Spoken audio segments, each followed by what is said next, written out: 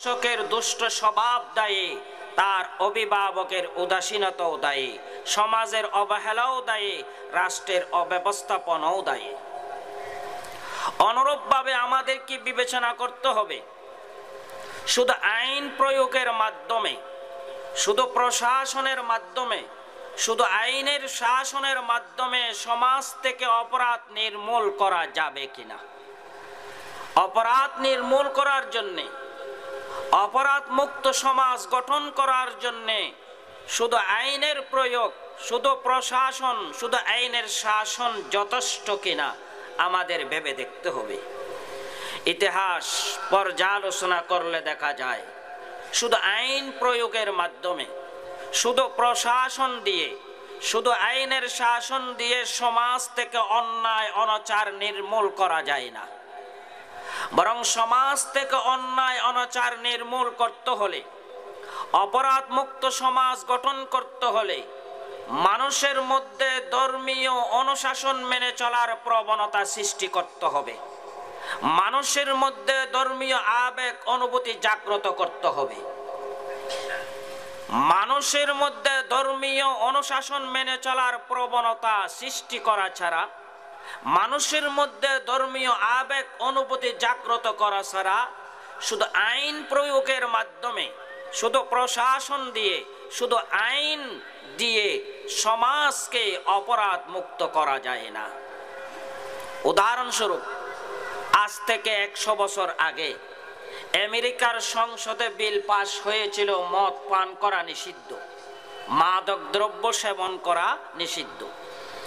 আইনটি পাস হওয়ার পর আইনটি বাস্তবায়নের জন্য তৎকালীন মার্কিন গভর্নমেন্ট সম্ভাব্য সকল ব্যবস্থা গ্রহণ করেছিল। তৎকালীন মার্কিন সরকার আইন বাস্তবায়নের লক্ষ্যে মদের বিরুদ্ধে তৎকালীন সর্বপ্রকারের মিডিয়া ব্যবহার করেছিল। মদের ক্ষতি, অনিষ্টতা, অপকারিতা নিয়ে সকল মিডিয়া, টিভি, রেডিও, পেপার, পত্রিকা, সকল মিডিয়া ব্যবহার করেছিল। তাদের সেই প্রচারণার ব্যয়ভার ছিল 60 মিলিয়ন মার্কিন ডলার। এবং মার্কিন সরকার মদের অনিষ্ট, মদের ক্ষতি, মদের অপকারিতা নিয়ে যেই বই পুস্তক রচনা করেছিল, যেই প্রবন্ধ আর্টিকেল রচনা করেছিল, যেই পেপার পত্রিকায় বিভিন্ন লেখা প্রকাশ করা হয়েছিল, তার পৃষ্ঠার সংখ্যা ছিল 10 বিলিয়ন। 10 বিলিয়ন। এবং এই আইনটি বাস্তবায়ন করার জন্যে তৎকালীন মার্কিন সরকার 250 মিলিয়ন পাউন্ড ব্যয় করেছিল। এবং 14 বছরে মার্কিন সরকার 300 জন মানুষকে মৃত্যুদণ্ড দিয়েছিল। এবং মার্কিন সরকার 14 বছরে মদ পান করার অপরাধে 5,32,335 জন মানুষকে কারাবন্দী করেছিল। এবং মদ পান করার অপরাধে অর্থ জরিমানা করেছিল, যার পরিমাণ হলো 16 মিলিয়ন ডলার। আর মদ পান করার অপরাধে সম্পত্তি বাজেয়াপ্ত করেছিল, যার পরিমাণ 40 কোটি 40 লাখ পাউন্ড। 40 কোটি 40 লাখ পাউন্ড। এত ব্যবস্থা, এত আয়োজন, এত উদ্যোগ, এত পরিকল্পনা সত্ত্বেও সমাজ উল্টো দিকে যাচ্ছিল। মানুষের মধ্যে মাদক আসক্তি বেড়েই চলছে, মাদকের অভ্যাস মানুষের মধ্যে বেড়েই চলছে, কোনো রকম হ্রাস পাচ্ছে না। অবশেষে মার্কিন সরকার 1933 সনে মদ নিষিদ্ধ আইনটি প্রত্যাহার করতে বাধ্য হয়েছিল। পক্ষান্তরে ইসলাম তার প্রাথমিক যুগে ঘোষণা করলো মদ পান করা নিষিদ্ধ, মদ পান করা নিষিদ্ধ। এই ঘোষণা করার পর সেই আইনটি বাস্তবায়ন করার জন্যে ইসলামকে কোনো মিডিয়া ব্যবহার করতে হয়নি, কোনো প্রচারণার ব্যয়ভার বহন করতে হয়নি, কোনো বই পুস্তক আর্টিকেল প্রবন্ধ রচনা করতে হয়নি। ইসলামকে কাউকে মৃত্যুদণ্ড দিতে হয়নি, কাউকে কারাবন্দী করতে হয়নি, অর্থ জরিমানা করতে হয়নি, কারো সম্পত্তি বাজেয়াপ্ত করতে হয়নি।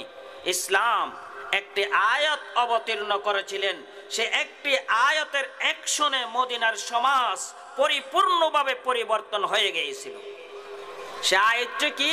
আল্লাহ পাক বলেন, ইয়া আইয়ুহাল্লাযীনা আমানু ইন্নামাল খামরু ওয়াল মাইসিরু ওয়াল আনসাবু ওয়াল আজলামু রিজসুম মিন আমালিশ শাইতান ফাজতানিবুহু লাআল্লাকুম তুফলিহুন। আল্লাহ পাক বলেন, হে ঈমানদাররা, পরকালে বিশ্বাসীরা, আমি আল্লাহর প্রতি প্রত্যয় স্থাপনকারীরা, নিশ্চয় মদ এবং জুয়া এবং প্রতিমা মূর্তি এবং ভাগ্য নির্ধারক স্বরসমূহ নাপাক শয়তানের অপকর্ম, তোমরা এগুলো পরিহার করো যাতে ইহকাল পরকালে তোমরা সফল হও। আল্লাহ পাক এই আয়াতের মাধ্যমে ঈমানদারদেরকে ঘোষণা করলেন, মদ নাপাক শয়তানের অপকর্ম, জুয়া নাপাক শয়তানের অপকর্ম, প্রতিমা মূর্তি নাপাক শয়তানের অপকর্ম, অনুরূপভাবে লটারি নাপাক শয়তানের অপকর্ম। এগুলো তোমরা পরিহার করো যাতে ইহকাল পরকালে তোমরা সফল হও। এই আয়াতটি অবতীর্ণ হওয়ার পর মদিনার অবস্থা কেমনভাবে পরিবর্তন হয়েছিল। যাদের হাতে মদের গ্লাস ছিল, মদের জগ ছিল, আয়াতটি শ্রবণ করার সঙ্গে সঙ্গে মদের গ্লাস নিক্ষেপ করে চূর্ণ বিচূর্ণ করে দিলেন। যাদের ঘরে মদের ড্রাম ছিল, ড্রামগুলো তারা রাস্তায় নিয়ে আসছে, রাস্তায় নিয়ে এসে তারা ড্রাম থেকে মদগুলো সব রাস্তার মধ্যে ঢেলে দিলেন। সেদিন মদিনার অবস্থা এমন ছিল, মদিনার রাস্তায় রাস্তায়, মদিনার রোডে রোডে মদের পানি এমন ভাবে ভেসে যাচ্ছিল যেন বন্যার পানি ভেসে যাচ্ছে। এই যে ইসলাম সফল হলো আইনটি বাস্তবায়ন করতে, কারণ ইসলাম মানুষের মধ্যে আগে মাইন্ড চেঞ্জ করেছিল, মানুষের মধ্যে ধর্মীয় অনুশাসন মেনে চলার প্রবণতা সৃষ্টি করেছিল, মন মানসিকতা সৃষ্টি করেছিল, মানুষের মধ্যে ধর্মীয় আবেগ অনুভূতি জাগ্রত করেছিল। এই জন্যে স্ট্যানলি হল তার বক্তব্য বলতেছে, if you teach your children the 3 Rs, writing, reading, arithmetic, and you will live a 4th hours of religion, you will get a 5th hours of rascality. তোমার সন্তানকে তুমি 3টা আর শিক্ষা দিয়েছো, লেখা, পড়া, গণিত, অর্থাৎ আধুনিক যত শিক্ষা তোমার সন্তানকে দিয়েছো, যত উচ্চ ডিগ্রি আছে সবগুলো তোমার সন্তান অর্জন করেছে। তোমার সন্তান ব্যারিস্টার, অ্যাডভোকেট, অ্যাটর্নি জেনারেল, তোমার সন্তান বিজ্ঞ চিকিৎসক, প্রকৌশলী, ইঞ্জিনিয়ার, তোমার সন্তান দক্ষ বিজ্ঞানী, যত ধরনের উচ্চশিক্ষা হতে পারে সব অর্জন করেছে। কিন্তু চতুর্থ একটি আর তোমার সন্তান বাদ দিয়েছে, সেটা কি? রিলিজন, ধর্ম শিক্ষা, কোরআনের শিক্ষা বাদ দিয়েছে। ওই সন্তান থেকে তুমি পঞ্চম একটি আর উপহার পাবে, সেটা হলো বদমায়েশি, সেটা হলো বদমায়েশি, যার প্রমাণ বর্তমান সমাজ। আজকে যাদেরকে সমাজের 1st ক্লাস নাগরিক হিসেবে গণ্য করা হয়, যাদেরকে সমাজের 1 নম্বরের শিক্ষিত হিসেবে গণ্য করা হয়, তারা দুর্নীতি, অন্যায়, অনাচারে চ্যাম্পিয়ন। আজকে তারা অন্যায়, অনাচার, দুর্নীতিতে আখণ্ড নিমজ্জিত। বোঝা গেল শুধু আইন। যার সেনাপতি ছিলেন সালাহউদ্দিন আইয়ুবী, যে সালাহউদ্দিন আইয়ুবী বাইতুল মকদসকে ইহুদি খ্রিস্টানদের থেকে মুক্ত করেছিলেন। বাদশাহ নুরউদ্দিন জঙ্গি, যিনি ইসলামের বিরুদ্ধে ইহুদি খ্রিস্টানদের কর্তৃক পরিচালিত 200 বছরের ক্রুসেড যুদ্ধ, ধর্মযুদ্ধ ব্যর্থ করেছিলেন। বাদশাহ নুরউদ্দিন জঙ্গি, যিনি অনেক ইসলামী রাষ্ট্র ইহুদি খ্রিস্টানদের কবল থেকে মুক্ত করেছিলেন, সেই বাদশাহ নুরউদ্দিন জঙ্গি যখন রাষ্ট্রপ্রধান হলেন, প্রেসিডেন্ট হলেন, দেশের অবস্থা ছিল খুব ভয়াবহ। যত্রতত্র নৈরাজ্য, বিশৃঙ্খলা, অরাজকতা, মারামারি, রক্তপাত, চাঁদাবাজি, অপহরণ, দুর্নীতি চলছিল। তৎকালীন বুদ্ধিজীবী রাজনীতিবিদরা গবেষণা করে সিদ্ধান্ত নিল, দেশের যেই পরিস্থিতি, এই পরিস্থিতি থেকে উত্তরণের জন্যে ইসলামী শাসন ব্যবস্থা যথেষ্ট নয়, নাউজুবিল্লাহ, বরং কিছুদিন মানবরচিত সংবিধান মতে রাষ্ট্র পরিচালনা করা হবে। সমাজে যখন স্থিতিশীলতা ফিরে আসবে, শান্তি শৃঙ্খলা প্রতিষ্ঠিত হবে, তখন ইসলামী রুল মতে রাষ্ট্র পরিচালনা করা হবে। তারাই সিদ্ধান্ত নিল। সিদ্ধান্ত নিয়ে তৎকালীন একজন বড় বিজ্ঞ আলেম ওমর আল মৌসলি, বাদশাহ নুরউদ্দিন জঙ্গি যাকে খুব সম্মান করতেন, যার প্রতি শ্রদ্ধা নিবেদন করতেন, সেই হুজুরের কাছে তারা গেল। তারা গিয়ে হুজুরকে বিষয়টা বুঝিয়ে দিলেন। হুজুর সরল মনা তাদের প্রতারণার বিষয়টা উপলব্ধি করতে পারলেন না। সরল মনা হুজুর তাদের কথায় সাড়া দিয়ে বাদশার কাছে পত্র লিখলেন। পত্রের মধ্যে তুলে ধরলেন দেশের যেই ভয়াবহ পরিস্থিতি, এই পরিস্থিতি থেকে উত্তরণের জন্য কিছুদিন মানব রচিত সংবিধান মতে রাষ্ট্র পরিচালনা করা হোক। যখন সমাজে স্থিতিশীলতা ফিরে আসবে, আইন শৃঙ্খলা প্রতিষ্ঠিত হবে, তখন ইসলামী রুল মতে রাষ্ট্র পরিচালনা করা হবে। এই মর্মে একটি পত্র লিখলেন। বাদশার কাছে যখন পত্রটি গেল, বাদশাহ অপর পৃষ্ঠায় লিখে দিলেন যে, হুজুর আমাকে ক্ষমা করবেন, আমি আপনার এই মত রক্ষা করতে পারবো না, আপনার এই মত রক্ষা করতে পারবো না। কেন? একজন মানুষ ইসলামী রুল মতে অপরাধী প্রমাণিত হলো, দোষী প্রমাণিত হলো, তাকে শাস্তি দেব না, তাকে দণ্ডিত করব না, এটা হতে পারে না। আর একজন মানুষ ইসলামী রুল মতে অপরাধী, নির্দোষ, নিরপরাধ প্রমাণিত হলো, তাকে শাস্তি দেব, এটাও হতে পারে না। আর আদর্শ সমাজ গঠন করার জন্যে, অপরাধ মুক্ত সমাজ গঠন করার জন্যে এই আল্লাহর সংবিধান যদি যথেষ্ট না হতো, আল্লাহ পাক তার সর্বশেষ নবীকে এই সংবিধান দিয়ে দুনিয়াতে প্রেরণ করতেন না। বাদশাহ নুরউদ্দিন জঙ্গি সেই কথিত বুদ্ধিজীবীদের কথায় সাড়া না দিয়ে আল্লাহর বিধান মতে রাষ্ট্র পরিচালনা আরম্ভ করলেন। অস্বীকার করার কোনো সুযোগ নাই, ইতিহাস সাক্ষী। ইতিহাস সাক্ষী, অল্প কিছুদিন ইসলামী রুল মতে রাষ্ট্র পরিচালনা করার পর সমাজে এমন স্থিতিশীলতা, আইন শৃঙ্খলা প্রতিষ্ঠিত হয়েছিল, এমন নিরাপত্তার ব্যবস্থা হয়েছিল, রাত গভীরে কোনো সুন্দর রূপসী মহিলা যদি দেশের এক প্রান্ত থেকে আরেক প্রান্তে ভ্রমণ করত, কোনো যুবকের জন্য ওই নারীর দিকে তাকানোর সুযোগ হতো না। এজন্য আমরা যদি সমাজ থেকে অপরাধ নির্মূল করতে চাই, মানুষের মধ্যে ধর্মীয় আবেগ অনুভূতি জাগ্রত করার উদ্যোগ গ্রহণ করতে হবে। মানুষের মধ্যে ধর্মীয় অনুশাসন মেনে চলার প্রবণতা সৃষ্টি করতে হবে। এক আনসারী, এক মহিলা সাহাবী রাসূল সাল্লাল্লাহু আলাইহি ওয়াসাল্লামের দরবারে এসে বললেন, ইয়া রাসূলুল্লাহ, আমি জিনা করেছি, আমাকে শাস্তি দিয়ে পবিত্র করুন।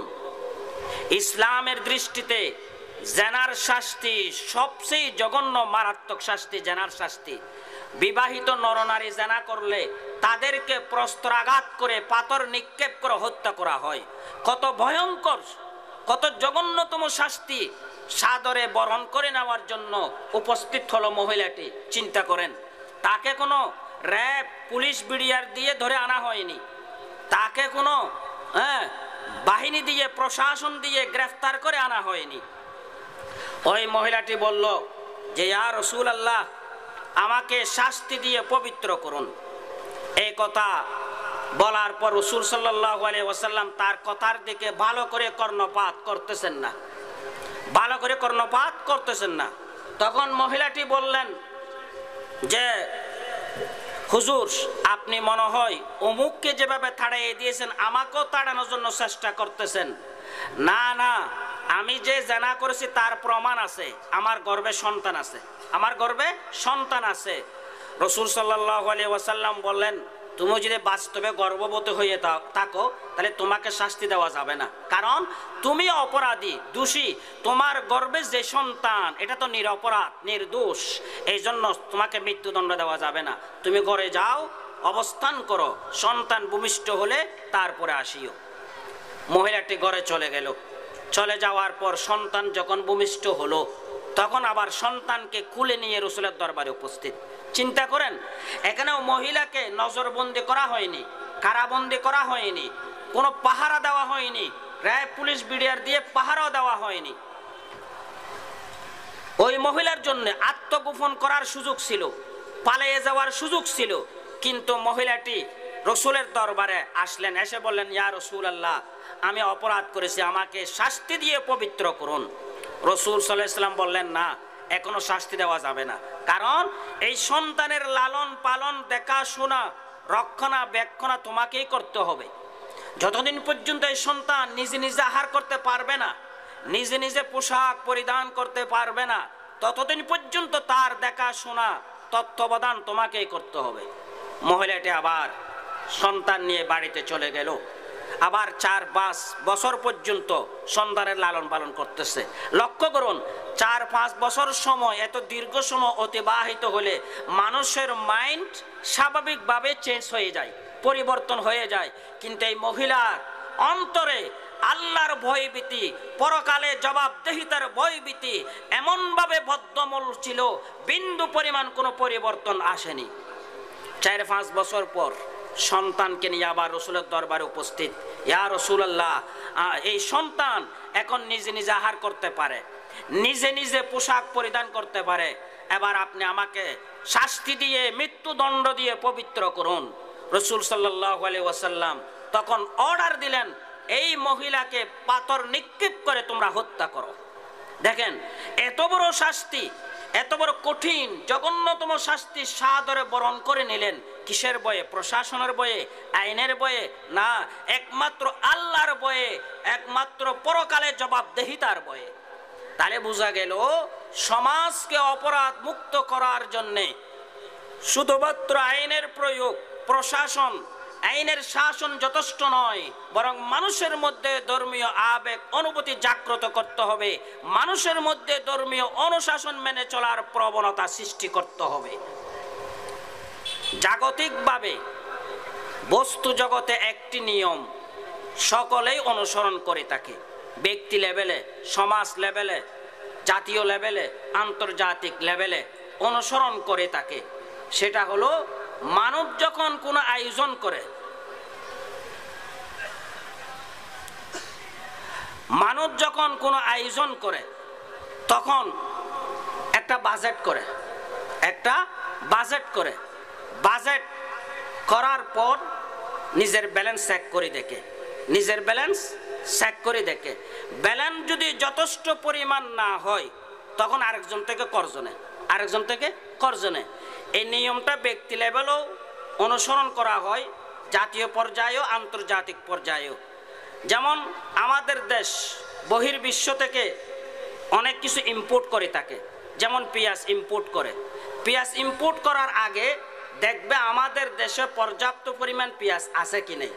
পর্যাপ্ত পরিমাণ পেঁয়াজ না থাকলে তখন বহির্বিশ্ব থেকে আমদানি করা হয়। অনুরূপভাবে চাউল ইম্পোর্ট করে, চাউল ইম্পোর্ট করার আগে দেখে আমাদের দেশে পর্যাপ্ত পরিমাণ চাউল আছে কি নাই। পর্যাপ্ত পরিমাণ না থাকলে তখন কি করা হয়? ইম্পোর্ট করা হয়। এই বস্তু জগতে জাগতিকভাবে এই নিয়মটা সকলে অনুসরণ করে থাকে, কিন্তু মূলনীতির ক্ষেত্রে আইনের ক্ষেত্রে এই নিয়মটা অনুসরণ করা হয় না। আমাদের মুসলিম রাষ্ট্রের প্রধানগুলো জীবনে একটিবারও চিন্তা করে দেখেনি আমাদের কাছে যেই সফল থিওরি রয়েছে, যেই সফল রাজনীতি, অর্থনীতি, সমাজনীতি, শিক্ষানীতি রয়েছে, আমাদের সমাজ রাষ্ট্র পরিচালনার জন্য এগুলো যথেষ্ট কিনা। বরং মুসলিম রাষ্ট্রের প্রধানগুলো বহির্বিশ্ব থেকে এমন রাজনীতি, অর্থনীতি, সমাজনীতি, শিক্ষানীতি ইনপুট করে থাকে, আমদানি করে থাকে, যেগুলো আমাদের যুব সমাজকে ধ্বংস করে দিচ্ছে। এই জন্য আমরা যদি দর্শন মুক্ত, ইফটিজিং মুক্ত, যৌন হয়রানি সমাজ গঠন করতে চাই, যৌন হয়রানি মুক্ত সমাজ গঠন করতে চাই, রাসূল সাল্লাল্লাহু আলাইহি ওয়াসাল্লাম যে ফর্মুলা আমাদেরকে দিয়েছেন সেই ফর্মুলা আমাদেরকে অনুসরণ করতে হবে। সেই ফর্মুলার শুরুতে রাসূলুল্লাহ ইসলাম বলেছেন, ক্বালান নবী সাল্লাল্লাহু আলাইহি ওয়াসাল্লাম মুরু আওলাদাকুম বিসসালাতি ওয়া হুম আবনাউ সাবঈ সিনিন ওয়াতরিবুহুম আলাইহা ওয়া হুম আবনাউ আশরিন ওয়া ফাররিকু বাইনাহুম ফিল মাদাজি। আল্লাহর পয়গম্বর বলেন, অভিভাবকের দায়িত্ব, প্রথমে দায়িত্ব হলো অভিভাবকের সন্তানদেরকে শৈশবকাল থেকে কিভাবে চরিত্রবান বানানো যায়, কিভাবে নীতিবান হিসেবে গঠন করা যায়, সেই দিকে অভিভাবককে মনোযোগী হতে হবে। সন্তানদেরকে চরিত্রবান হিসেবে, নীতিবান হিসেবে গঠন করার জন্যে 7 বছর বয়স হলে নমাজের আদেশ দিতে হবে। 10 বছর হলে 2টা করণীয়। 1 নম্বর, নমাজে অবহেলা করলে তাদেরকে মারধর করতে হবে। 2 নম্বর করণীয় হলো 10 বছর বয়স হলে বিছানা আলাদা করে ফেলতে হবে। ভাই বোন এক বিছানায় থাকতে পারবে না, এক বিছানায় থাকতে পারবে না। ছেলেরা মায়ের সঙ্গে থাকতে পারবে না, মেয়েরা পিতার সঙ্গে থাকতে পারবে না। বিছানা আলাদা করে ফেলতে হবে। এখানে 2টা কথা বললেন, একটা নমাজের শিক্ষা, এটা সময় শেষ, আমি এটা বিশ্লেষণ করতেছি না। আর একটা হলো 10 বছর বয়স হলে বিছানা আলাদা করতে হবে, বিছানা আলাদা করতে হবে। কেন? কারণটা কি?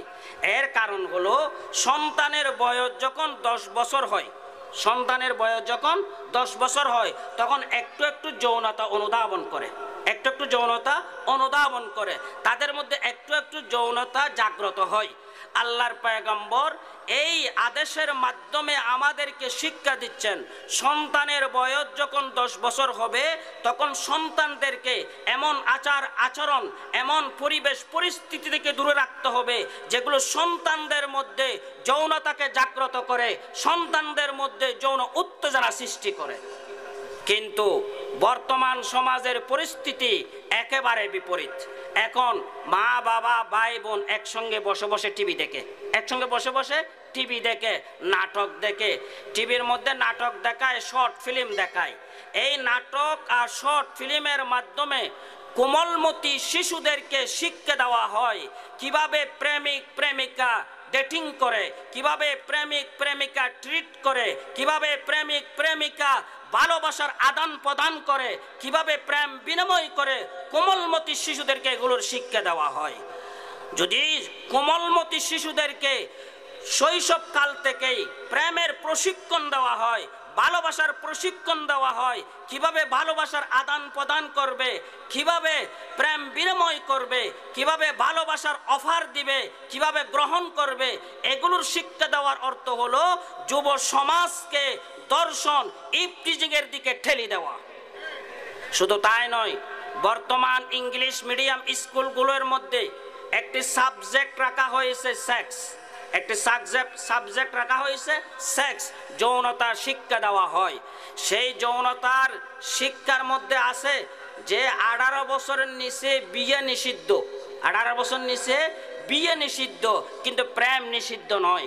18 বছরের নিচে তরুণ তরুণীরা, যুবক যুবতীরা, কোমলমতি শিশুরা প্রেম করতে পারবে, প্রেম বিনিময় করতে পারবে, তারা নির্জনে ঘনিষ্ঠ সময় অতিবাহিত করতে পারবে। তাহলে 18 বছরের নিচে যদি যুবক যুবতী, তরুণ তরুণীকে এইভাবে প্রেম করার পারমিশন দেওয়া হয়, এইভাবে যদি তাদেরকে প্রেম বিনিময় করার, ভালোবাসার আদান প্রদান পারমিশন দেওয়া হয়, তাহলে ওই সমাজ থেকে দর্শন, ইফটিজিং, যৌন হয়রানি কশ্চিন কালেও নির্মূল করা যাবে না। অতএব আমরা যদি সমাজ থেকে ইফটিজিং, যৌন হয়রানি বন্ধ করতে চাই, রসুলের এই আদেশের উপর আমাদেরকে আমল করতে হবে। শুধু তাই নয়, বর্তমান যুগের বিভিন্ন আদালত, বিশ্বের বিভিন্ন আদালত লিভ টুগেদারের পারমিশন দিয়েছে। Live together. লিভ টুগেদারের অর্থ হলো তরুণ তরুণী একসঙ্গে বিবাহ বন্ধন ছাড়া, বিয়ে ছাড়া তরুণ তরুণী একসঙ্গে থাকতে পারবে এবং স্বামী স্ত্রী স্বরূপ আচার আচরণ করতে পারবে। স্বামী স্ত্রী যা যা করতে পারবে তারাও তা তা করতে পারবে। এইভাবে যদি তরুণ তরুণীদেরকে লিভ টুগেদারের পারমিশন দেওয়া হয়, এইভাবে সমাজের মধ্যে যদি বয়ফ্রেন্ড গার্লফ্রেন্ডের কালচার চালু থাকে, তাহলে ওই সমাজ থেকে দর্শন, ইফটিজিং, যৌন হয়রানি বন্ধ করা যাবে না। বরং ইফটিজিং, যৌন হয়রানি এগুলো বন্ধ করতে হলে, নারী দর্শন, নারী নির্যাতন বন্ধ করতে হলে লিভ টুগেদারের কালচার বন্ধ করার উদ্যোগ গ্রহণ করতে হবে। সমাজ থেকে কিভাবে গার্লফ্রেন্ড বয়ফ্রেন্ডের কালচার বন্ধ করা যায় সেটার উদ্যোগ গ্রহণ করতে হবে। এই জন্য আল্লাহর পয়গম্বর বলেন 10 বছর বয়স থেকেই সন্তানদেরকে এমন আচার আচরণ, এমন পরিবেশ পরিস্থিতি থেকে দূরে রাখতে হবে যেগুলো সন্তানদের মধ্যে যৌন উত্তেজনা সৃষ্টি করে, সন্তানদের মধ্যে যৌনতাকে জাগ্রত করে। আল্লাহ পাক আমাদেরকে আমল করার তৌফিক দান করুন। ওয়া আখিরু দাওয়ানা আলহামদুলিল্লাহি রাব্বিল আলামিন।